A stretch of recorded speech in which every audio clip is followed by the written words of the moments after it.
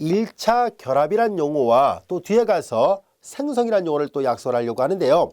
자, 1차 결합 어려운 용어가 아닙니다. 자, 1차 결합은 말 그대로 결합을 시켰다는 뜻인데요. 벡타와 조금 전까지 우리가 스칼라벨을 약속을 했었죠. 한 벡타에다가 스칼라벨을 약속을 했었는데요. 이런 것을 여러 개의 벡타에다가 다 계산해 보려고 합니다. 즉, 한 벡타에다 스칼라벨, 한 벡타에다 스칼라벨, 한 벡타에다 스칼라벨, 그렇게 해서 그들을 모두 다 더해 보려고 해요. 그렇게 해서 만들어진 모양을 1차 결합이라 얘기를 할 것입니다. 여기 볼까요? 벡터를 V1부터 VP라 놨습니다. Rn 공간상에 있는 P개의 벡터를 가지고 이제 C1부터 CP는 스칼라예요. 이제 벡터에다가 스칼라벨, 벡터에다 스칼라벨, 벡터에다 스칼라벨에서 그들을 다 더해버렸습니다. 이런 모양으로 만들어진 것을 C1부터 CP를 계수하는 N개의 P개죠. P개의 벡터들의 1차 결합이다 라고 얘기를 합니다. 리니어 컨비네이션, 리니어란 말은 앞서도 얘기했던 것처럼 선형 또는 1차 이렇게 번역해서 쓰고 있어요. 선형이라고도 번역을 하고 있고요. 1차라고도 번역을 하고 있습니다. 우리 강좌의 제목이 선형대수학이잖아요. 리니어 알지브라예요. 바로 이렇게 1차식 결합으로 되어 있는 그런 것들 위주로 다룬다는 얘기예요. 자, 그래서 이런 것을 1차 결합이라 한다는 거 어렵지 않죠? 왜냐하면 조금 전까지 우리는 벡터끼리 덧셈과 스칼라 곱셈에 대한 약속을 했었기 때문에 그냥 벡터에다 스칼라벨을 하고 그런 것들을 다시 더했구나. 덧셈이 정의되어 있었으니까요. 그래서 그것을 1차 결합이라 하는구나 하는 것을 알게 됐습니다. 자, 1차 결합이란 말 뜻 이해됐죠? 자, 이제 우리는 1차 결합을 어떤 의미가 있는지 또 시각적으로 어떻게 나열할 수 있는지 또 한번 살펴볼까요? 자, 이제 V1과 V2가 각각 마이너스 1,1이에요. 잘 보이게끔 노란색을 해볼게요. 자, 여기쯤에 여기가 점선이 수평축과 수직축이 있고요. 원점이 여기 있고요. 자, V1은 마이너스 1,1 요거예요. 그리고 V2는 이제 파란색을 해볼게요. V2는 2,1 오른쪽으로 두 칸, 위쪽으로 한 칸이라서 대략 여기쯤에 있다라 볼게요. 자, 이제 노란색이 V1 벡터,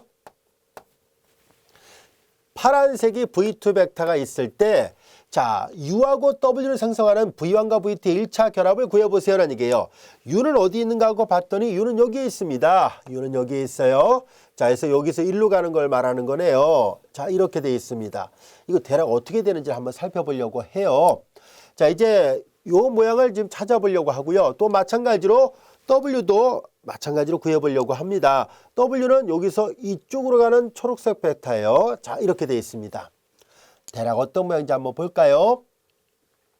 여기 이렇게 모눈종이 같은 형태에다가 이 사선 모눈종이에다가 다 표시가 되어 있어요. 여기 그림을 보면 우리 교재도 있습니다. 다 쉽게 이해할 수 있을 건데요. 자, V1의 2배, V1의 3배니까 여기서부터 여기까지 가는 것은 V1의 3배예요. 그 다음에 자, 이 파란색 이쪽으로 가고 있는데요. 자, 이쪽으로 가는 벡터는요. 잘 보세요. 방향이 반대인데요. 두 칸이 반대편으로 갔죠. 그러니까 V2의 마이너스 2배란 거예요. V1의 3배란 거고. 이 빨간색을 어떻게 만들 수 있겠어요? 자, 요 벡터에다가 요 벡터를 더하면 평행사변이 대각선 벡터 방향이니까 이렇게 갈 수 있겠죠. 자, 그래서 우리는 이 빨간색 얘가 U 벡터였었죠. 빨간색 U 벡터는 다음같이 쓸 수 있다는 것을 알 수 있습니다. 빨간색 U 벡터는 V1의 3배예요. V1의 3배에다가 V2의 마이너스 2배를 한 것을 더한 거예요. 근데 요거 우리 앞에서 그냥 한꺼번에 이렇게 쓴다라고 얘기를 했었죠. 3V1 마이너스 2V2로. 뭐 이해가 되겠죠? U 벡터는 이렇게 생겼구나 하는 것을 알 수 있습니다. 자, 이어서 여기 W 벡터를 만들려고 합니다. 이제 W 벡터를 어떻게 만들 수 있을까 하고 봤더니, 자, W 벡터는 다음같이 만들려고 합니다. 여기 보면은 W 벡터는 여기 보다시피 이제 이거 좀 중복되니까 이거 좀 지워볼까요? 자, 요 벡터를 만들 때 어떻게 해야 되겠어요? V1에 요만큼만 더 가면 돼요. 그쵸? 요만큼만 더 가고, 그 다음에 V2에 자, 여기 보세요. 요만큼 반대 방향으로 요만큼만 오면 두 개를 더하면 되겠네요. 자, 평행사변형을 만들면 돼요. 평행사변형을 만들 거예요. 이렇게 요만큼을 만들면 됩니다. 자, 이제 V2에 반만 오면 되겠네요. 자, 그림을 보고 만들기로 하죠. 자, V1은 2.5배. 그래서 2분의 5 V1 그리고 V2에 마이너스 2분의 1 V2 이렇게 쓰면 되겠죠. 그래서 다시 쓰면 2분의 5 V1 마이너스 2분의 1 V2로 표현할 수 있다는 것을 알게 됐습니다.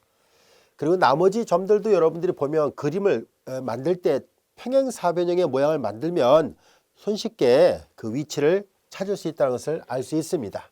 여기까지가 됐죠. 자, 이어서 예제 5번을 살펴보도록 하겠습니다. 자, 예제 5번은 잠시 후에 살펴보게 될 중요한 정리를 이해하는 데 있어서 꼭 필요한 예문입니다. 꼭 이 예문이 아닐지라도 다른 예문도 마찬가지 현상이 나타나는데요. 자, 이 예제의 결과를 통해서 우리는 아주 중요한 정보를 하나 얻고자 합니다. 그래서 우리 교재에 나와 있는 하나의 정리인데요. 설명을 잘 듣고 이해를 해주세요. 자, 예제 5번 보겠습니다.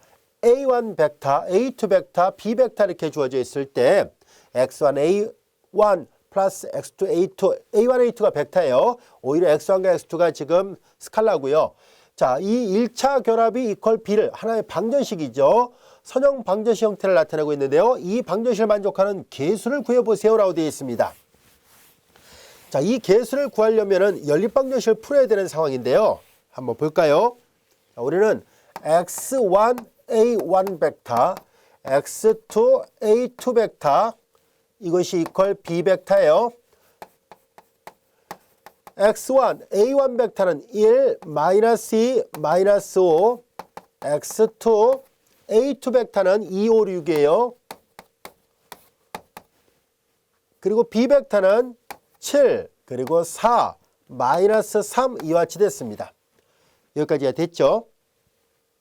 자, X1, X2 이렇게 돼 있어요. 자, 그러면은 이거 그대로 계산해 보겠습니다. 벡터의 스칼라별은 구성원소 모두에다 스칼라별을 합니다. 그래서 여기는 X1 또한 벡터와 벡터끼리의 덧셈은 같은 위치에 있는 것끼리 더합니다. 그러니까 X1 플러스 2배 X2 7, 4, 3, 마이너스 3 그대로 쓰고요. 자, 이제 X1배하고 X2배하고 더한 거예요. 그러니까 마이너스 2배 X1 플러스 5X2 그럼 마이너스 5X1 플러스 6X2예요.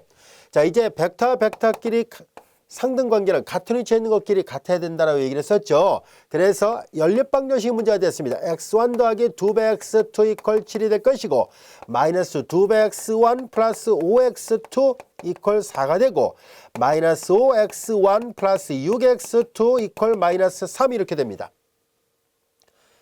여기까지가 됐죠. 자, 우리는 앞절에서 이런 문제를 할 때 우리가 확대행렬이라는 것을 이용해서 우리가 행동치가 되는 연립방정식을 이용해서 이 문제를 푼 적이 있었죠. 이런 유형의 문제를 여기서도 마찬가지로 그렇게 해보도록 하죠.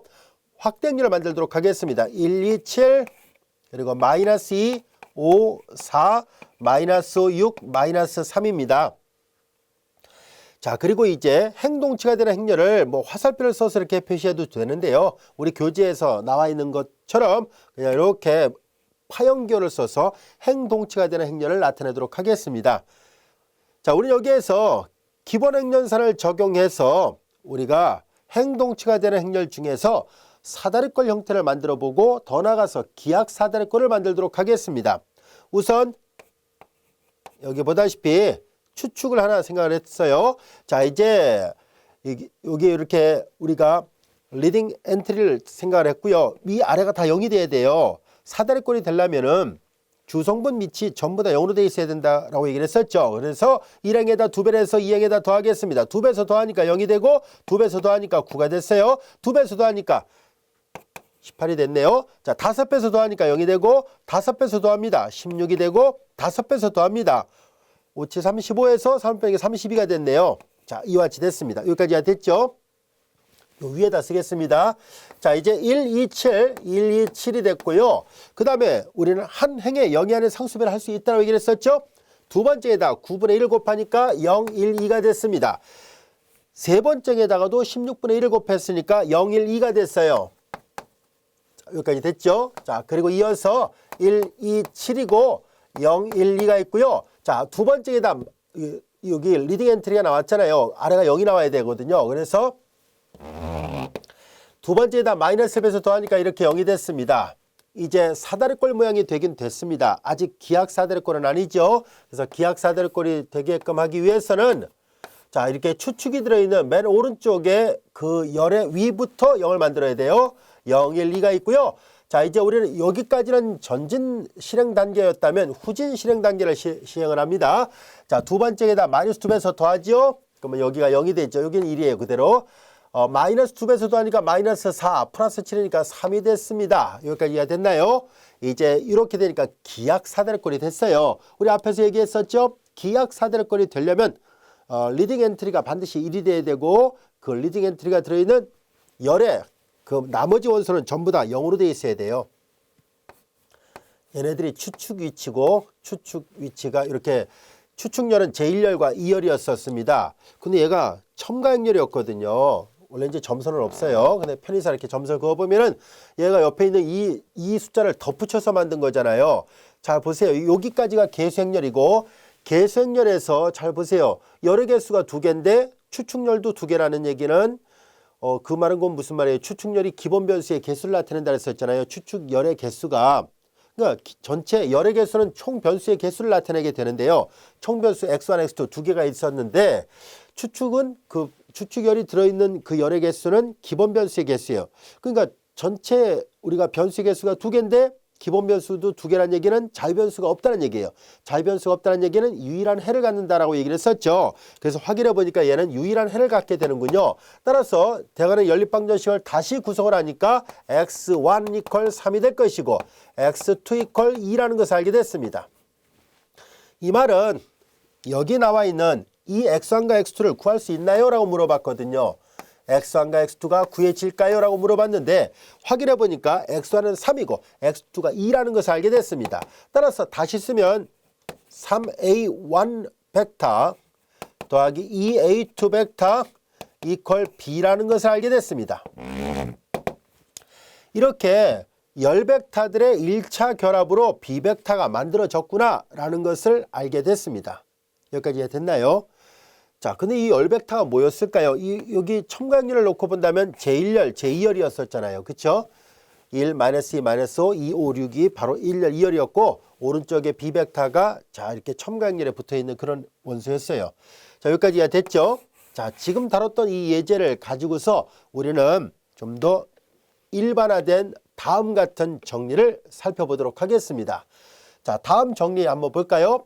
자, 우리는 조금 전에 배웠던 요 성질을 좀 더 규모를 넓혀 놓은 거예요. 좀 더 확대를 했다라 보면 돼요. A1이 열 벡터들이에요.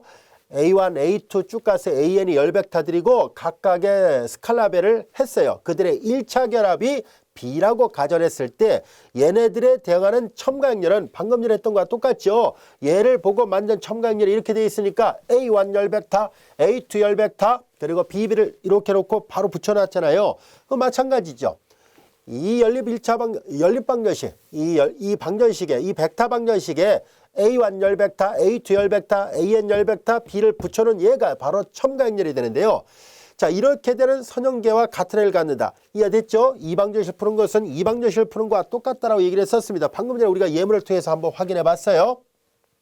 같은 해를 가질 거라는 것을 알 수 있고요. 그리고 B가 A1과 AN의 1차 결합에 의해서 생성되기 위한 필요충 무조건, 즉 B가 A1과 A2의 1차 결합, 정말로 1차 결합이 되는가 하고 봤더니 이렇게 됐었죠. B가 A1과 A2의 1차 결합으로 생성되기 위한 필요충분 조건은 바로 이 스타에 대항하는 선형계의 해가 존재하는 것이다. 다시 말해서 이 연립방정식에 해가 있어야 됩니다라는 얘기예요. 이렇게 여기까지 우리가 볼까요? 이 연립방정식에 해가 존재한다는 얘기는 이런 1차 결합으로 B가 표현된다는 말과 정확하게 동치입니다. 이 예문을 통해서 우리가 이 성질이 성립한다는 것을 간접적으로 이해할 수 있었다는 것을 알게 됐습니다. 이해되셨죠? 그래서 앞으로 우리는 이 성질 곧잘 활용하려고 하니까 잘 알아두세요. 자, 이제 벡터 방정식에 대하여 우리는 이런 모양의 첨가행렬을 만들 것이고 그래서 이 B가 A1부터 AN의 1차 결합에 의해서 생성될 수 있겠는가? 이 등호가 성립할 것인가? 이 말은 이런 첨가행렬이 해가 있다는 말과 정확하게 동치입니다. 라는 뜻이에요.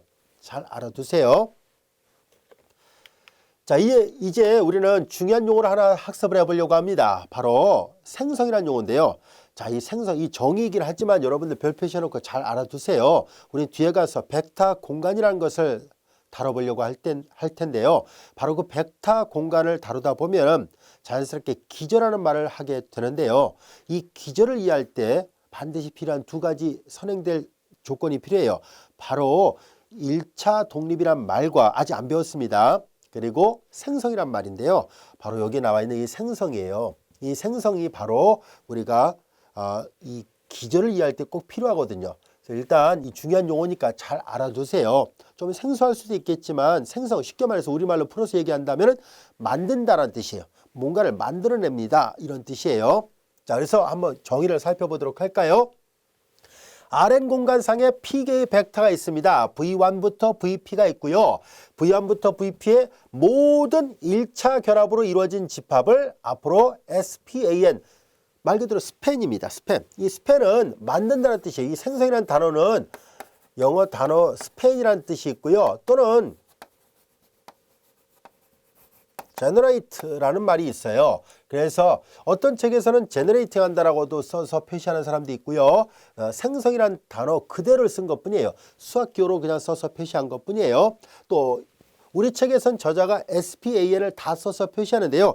또 다른 책에서는 SP만 쓰기도 해요. 즉 이 집합 앞에 SPAN을 다 쓰지만은 어떤 사람은 SP만 쓰기도 하고요. 또 어떤 사람은 이 기호를 이런 기호를 또 이렇게도 표시를 해요. 책에 따라서 V1, V2 이렇게 꺾기 기호 있죠. 이 꺾기 기호는 이제 스팬을 나타내는 기호예요. 선생님도 이제 필요하다면 이거 혼용해서 사용하려고 해요. 우리 책에서 일단 이렇게 집합 앞에다 SPA를 붙였고요. 다른 책을 보면 이렇게 꺾기 기호가 되어 있는 거 다 같은 말이라고 생각하시면 됩니다. 자, 이제 스팬에 대한 정의를 하려고 하는데요. 1차 결합으로 이루어진 모든 집합을 스팬이라는구나 하는 것을 알게 됐습니다. 자, 그러면은 스팬을 다시 한번 쓰면서 강조를 해보도록 하겠습니다. 여기 보면은 스팬을 다시 한번 써볼게요. 스팬이라는 것은 그리 어렵지 않습니다. 자, 이 스팬은 만약에 P개의 벡터가 있다고 봐요. VP예요. 그럼 얘네들은 뭘 나타내냐면 그들의 1차 결합이라는 뜻이에요. C1V1 플러스 C2V2 CPVP 이렇게 돼 있고요. 여기에서 C1, C2 스칼라예요. 얘네들은. CP는 적당한 스칼라입니다. 자, 그러니까 결국은 1차 결합한 임의의 스칼라예요. 1차 결합으로 이루어진 그 벡터들의 모임이 바로 이런 기호구나 라는 것을 알 수 있습니다. 어렵지 않죠. 정의 자체는 그렇게 어렵진 않습니다. 좀 생소하기는 해도 어려운 정의는 아니에요. 자, 이제 다시 한번 볼게요. 자, P개의 벡터들의 모든 1차 결합의 집합을 스팬이라 하겠습니다라는 얘기예요. 그리고 이 P개의 벡터에 의해서 만들어진 생성된 Rn의 부분 집합입니다 라는 뜻이에요. 이해됐죠? 자, 이제 우리는 여기에서 이 생성이라는 말을 우리 배웠고 새로운 기호 표기를 하나 배웠는데요. 우리는 이 스팬이라는 기호 안에 잘 보세요. 여기 V1부터 VP 안에 있는 임의의 벡터들은 다 이 안에 들어갑니다 라는 얘기예요. 당연한 얘기예요. 왜 그럴까요? 이 안에 왜 V1 또는 V2 또는 쭉 가서 VP가 다 이 안에 들어있을까 하는 얘기인데요. 지극히 당연하다고 볼 수 있습니다. 왜 그러냐면 자, 우리는 이 V1부터 VP 안에 있는 임의 벡터를 VI라 표시를 해볼게요. 그럼 VI는 이렇게 쓸 수 있지 않을까요? 이 1차 결합으로 나타낼 수 있습니다. 왜냐하면 자, V1 앞에 제로를 그리고 V2 앞에는 역시 또 제로를 쭉 가서 이제 어딘가에 VI가 있었다면 VI 앞에는 1을 곱할 거예요. 스칼라를. 그리고 다음에 나머지는 다 제로예요. VP 앞에도 제로를 곱할 거예요. 이해됐나요? 즉, 얘 하나만 남겨놓고 나머지 전부 다 0을 곱한 꼴이에요. 이렇게 되면 얘가 VI만 되겠죠. 그렇죠? 그러니까 얘네들이 뭐예요? V1부터 VP의 1차 결합으로 이루어져 있잖아요. 그러니까 당연히 얘네들이 스팬, 이 원소들로 이루어진 생성된 집합 안에 속하는 게 맞구나라는 것을 알 수 있습니다. 그래서 임의의 VI는 이 P개의 벡터들로 생성된 집합 안에 속하는 원소가 맞아요. 이해됐죠? 그리고 요 밑에 이 스팬 안에는 제로 벡터를 가지고 있습니다라는 것을 말하려고 하는데요. 마찬가지입니다. 제로 벡터를 가지고 있어요. 실제로 왜 그런지 볼까요? 제로 벡터 어떻게 되는지 볼까요? V1에다 0을 곱하고 V2에다가 0을 곱하고 VI에다가도 0을 곱하고 다 0을 곱해버리면 돼요. VP에다가도 0을 곱하면 그게 바로 제로 벡터가 되겠죠. 그렇죠? 자, 이제 이렇게 되다 보니까 얘네들도 잘 봐요. V1부터 VP의 1차 결합으로 이루어진 모양이잖아요. 그러니까 당연히 이 스팬, 이 P개의 벡터들로 생성된 집합 안에 속하는 게 맞습니다. 자, 그래서 스팬이라는 이 집합 안에는 각각의 벡터를 포함하고 있고 또한 제로 벡터도 포함하고 있다는 것을 알게 됐습니다. 여기까지 이해되셨죠? 자, 스팬 어렵지 않습니다. 자, 이제 우리는 한 개의 벡터로 스팬되는 거와 두 개 또는 세 개 이렇게 여러 개의 벡터로 스팬되는 것이 어떤 차이가 있는지를 한번 기하학적으로 관찰을 해보도록 하겠습니다. 자, 이제 우리는 요거부터 먼저 한 다음에 학습을 해보도록 하죠. 방금 전에 배웠던 내용을 이제 다시 스팬이라는 교를 이용해서 다시 어떤 룰을 만들었다랄까요? 알아보기 쉽게 요약을 해놨다라 보면 됩니다. 우리 앞에서 요거 했었잖아요. 요거. 자, 이제 벡터 방정식이 이 벡터 방정식은 이 첨가연결이 이렇게 되고, 자, 이제 이 선형계와 같은 해를 갖는다라고 했고, 1차 결합에 의해서 생성되기 위한 필요 충분 조건은 선형계 해가 존재하는 것입니다라고 얘기를 했었죠. 바로 앞에서 배웠던 이 내용을 이제 다시 한번 강조하는 차원에서 요약을 해보면 이런 말과 같습니다. 한번 볼까요? 자, 이 기호 표기를 이제 배웠으니까 그리 어렵지 않을 거예요. 자, V1부터 VP의 1차 결합으로 이루어진 집합이 스팬이에요. 그 안에 속한다는 얘기는 어떤 모양인지 몰라도 그들의 적당한 1차 결합으로 얘를 표현할 수 있어야 된다는 뜻이에요. 이해됐죠? 앞서 했던 것처럼요. 그 안에 속한다는 얘기는 이렇게 표현이 가능해야 된다는 뜻입니다. 자, 실제로 다시 한번 여기 보면서 설명하도록 할게요. 자, B가 이 스팬 기호 안에 속합니다 라고 되어 있어요. V1, V2, VP 안에 속합니다 라고 되어 있는데요. 이 말은 이 안에 속하려면은 V1의 적당한 상수배, 여기는 XY라 써놨네요. 적당한 상수배, V2에도 적당한 상수배, 이렇게 돼 있어야 돼요. VP의 적당한 상수배. 이해됐죠? 그래서 이런 꼴로 표현이 될 때 스팬 집합 안에 속한다라고 말할 수 있잖아요. 여기서 X1부터 XP는 다 스칼라입니다. 이해됐죠? 그래서 여기 이 말을 써놓은 거예요. 당연히 이렇게 속한다라고 말을 썼으니까 이들의 1차 결합으로 B가 표현이 돼 있어야 되고, 그 말은 이 벡터 방정식이 해를 가져야 된다는 뜻이에요. 즉 이렇게 앞에 계수가 구해져야 된다는 뜻이에요. 불능이 되지 않는 이 등호가 성립하는 이 계수가 구해질 때 해를 갖는다라고 말하거든요. 그럼 조금 전에 설명했던 것처럼 그 말은 것 V1 열벡터, V2 열벡터, VN 열벡터를 여기 P로 되어 있으니까 P로 썼어야 되겠군요. VP 열벡터들에다가 B를 붙여놓은 이 첨가연결이 반드시 선형계가 해를 가져야 된다는 말과 같은 말입니다. 앞서 설명했었던 내용이에요. 그래서 스팬을 이용해서 다시 한번 요약을 한 거라 생각하면 돼요. 이해됐죠? 그래서 스팬 집합 안에 속한다는 얘기는 요 1차 결합으로 주어지는 요 벡터 방정식의 해를 갖는다는 얘기고, 요런 첨가연결이 다시 해를 갖는다는 말과 동치입니다 라는 뜻이에요. 이해되셨죠? 자, 이제 우리는 하나의 벡터와 두 개의 벡터로 이루어졌을 때 생성이란 말의 기하학적인 표현을 어떤 의미가 있는지를 보겠습니다. 자, 왼쪽 그림은 하나의 벡터로 생성되는 것을 말합니다. 자, 시점이 원점이고 종점이 V로 주어지는 이 벡터로 생성된다는 말은 요 초록색 벡터를 품고 있는 원점과 V를 품고 있는 요 직선이죠. 공간상의 요 직선상에 있는 모든 점들의 집합입니다. 이번에는 U와 V 두 개의 벡터로 생성됐다는 얘기는 무슨 말인가 하고 봤더니 U가 요런 벡터였더라 볼게요. 그림상으로. 그리고 V가 요런 벡터였더라 가정한다면 U 벡터와 V 벡터를 확대 내지는 축소 또는 방향 전환해서 만드는 모든, 다시 말해서 U와 V에서 생성되는 평행사변형 있죠.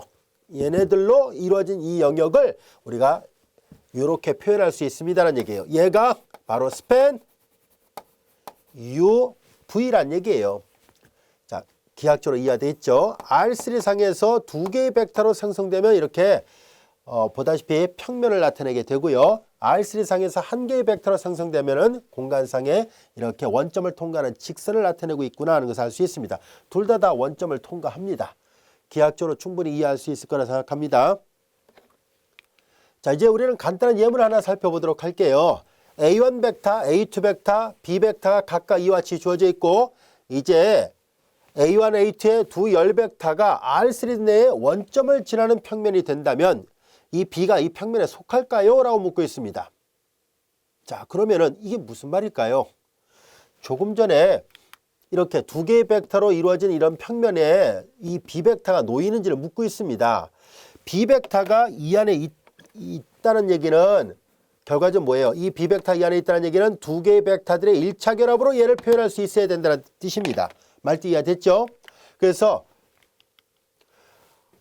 스팬은 R3의 원점을 통과하는 평면이라고 얘기를 했는데 B가 이 평면에 있나 없나를 묻고 있어요. 그 말을 바꾸면 바로 여기 나와 있는 것처럼 B가 지금 이렇게 피기가 아니라 두 개만으로 이 두 개의 벡터들의 1차 결합으로 표현이 돼 주겠는가, 즉 해를 갖겠는가 하는 것을 묻고 있습니다.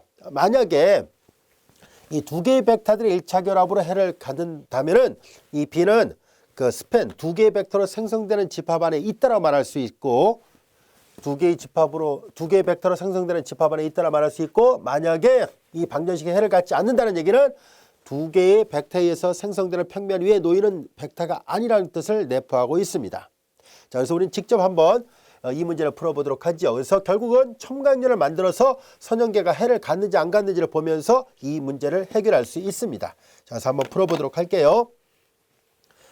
B가 이 평면에 속하는가 하는 이 질문에 대한 답을 얻고자 합니다. 그러기 위해서는 앞서 얘기한 것처럼 A1 벡터와 A2 벡터와 그리고 B 벡터의 이렇게 확대행렬을 생각해 보려고 합니다. 자, 이 확대행렬을 생각해서 이 확대행렬을 만들 이 방정식의 해가 구해지는지를 알아보도록 하겠습니다. 자, 이제 그냥 이렇게 괄호를 써서 표시할게요. A1은 1, 마이너스 2, 3이고 A2는 5, 마이너스 13, 마이너스 3이고 B는 마이너스 3, 8, 1 이와 같이 되어 있습니다. 우리는 앞에서 배웠던 것처럼 행동치가 되는 행렬을 만들려고 하는데요. 우리가 이제 여기 리딩 엔트리 아래가 다 0이 되게끔 해야 돼요. 2배에서 더하죠. 2배에서 더합니다. 마이너스 3, 2배에서 더하죠. 2가 됐습니다. 마이너스 3배에서 더하죠. 마이너스 3배 하니까 마이너스 15, 마이너스 18이 되네요. 그 다음에 마이너스 3배에서 더하죠. 9, 1 더하니까 10이 됐습니다. 여기까지 됐죠. 자, 그 다음에 이제 우리는 1, 5, 마이너스 3이고요. 0, 마이너스 3, 2 리딩 엔트리 아래가 0이 나와야 되니까요. 이제 두 번째에다가 마이너스 6을 곱해서 더해요. 그러면 3, 6, 18이 되니까 0이 됐죠. 마이너스 6을 곱해서 더합니다. 마이너스 2, 6, 12, 10이니까는 마이너스 2가 됐습니다. 여기까지가 됐죠. 그런데 우리는 잘 봐요. 이게 확대행렬이거든요. 우리는 앞에서 강조했었습니다. 앞전에서 우리가 배웠었죠. 확대행렬에서 기본행렬사를 쭉 적용해서 우리가 행동치가 되는 행렬을 쭉 만들어가는 과정에서 만약에 맨 밑에 있는 행이 0, 0, 0 쭉 가다가 오른쪽 끝이 B가 되고 B가 0이 아니었다면 이거 0 아니잖아요. 그럼 이 말은 무슨 말이에요? 모순이라는 얘기잖아요. 왜냐면 이거 좀 첨가행렬이라는 것을 강조하기 위해서 점선을 그었습니다. 좌변은 0이고 우변은 0이 아니니까 모순이죠. 이해되겠습니까? 이 말은 곧 무슨 말이겠습니까? 이건 모순이라는 얘기는 이 방정식을 만족하는 해가 존재하지 않는다는 뜻이에요. 이 방정식을 만족하는 해가 존재하지 않는다는 얘기는 말을 바꿔서 얘기하면 B가 이 평면에 속하지 않았다는 뜻입니다. 즉 그림상으로 본다면은 이 A1이 2벡터고 A2가 2벡터였다고 봐요. 그러면 이 두 개의 벡터에서 생성되는 집합 안에 B가 속하려면은 이 방정식을 만족하는 해가 존재했어야 되는데 모순이 나왔다는 얘기는 결과적으로 이 두 개의 벡터에서 이루어지는 이 평면에 자, 편의상 이제 B 벡터는 이제 선생님이 이제 따로 이렇게 기하학적으로 볼 때 빨간색 분필을 할게요. 이 평면 위에 놓여 있지 않았다는 뜻이에요. 이 평면 위에 놓여 있었을 때 해가 있다라고 말을 할 텐데 평면 위에 놓여 있지 않은 벡터였었습니다 라는 뜻이에요. 따라서 결과적으로 이 모순이 나왔다는 것으로부터 우리는 B 벡터는 이 두 개의 벡터에서 생성되는 A1 벡터와 A2 벡터에서 생성되는 집합 안에 속하지 않았습니다 라는 것을 알 수 있습니다. 여기까지가 되셨죠? 자, 그래서 속하지 않는다가 이 예제 6번의 답이었었네요. 충분히 이해되겠습니까? 앞으로 이거 자주 활용할 테니까 잘 알아두세요. 스팬되는 집합 안에 속한다? 그러면 이 연립방정식 해가 구해져야 된다는 뜻이에요. 해가 구해지지 않았다는 얘기는 속하지 않았다는 뜻입니다. 자, 이제 이 절의 본문의 마지막 예제를 한번 살펴볼까요? 이제 우리는 앞에서 리니어 컨비네이션이라는 것을 배웠었잖아요. 1차 결합의 응용으로서 실생활하고 관련된 경제 분야하고 관련된 문제를 한번 살펴볼 수 있다는 것을 알아보려고 합니다. 그냥 가볍게 보세요. 우리는 제품 한 개의 생산 비용에다가 상품의 생산 개수를 곱해버리면 총 생산 비용이 나올 거라는 것을 알 수 있습니다. 즉 당연한 얘기겠죠.